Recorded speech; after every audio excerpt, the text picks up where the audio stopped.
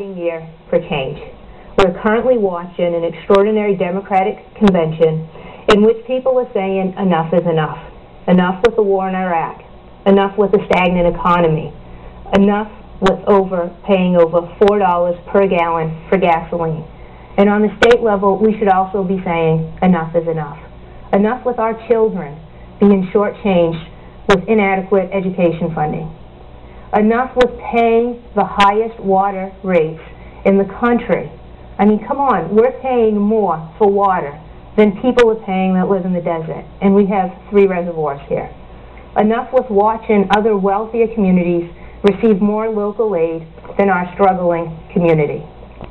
So tonight I'm asking for your support because I believe that change is only a vote away. I'm asking for your vote because I want to bring new ideas, new energy, and a new vision for Gloucester, for Rockport, and for Essex to Beacon Hill. I have over 14 years experience in working with all levels of government, local, state, and federal. And I'm proud to say that I've gotten things done.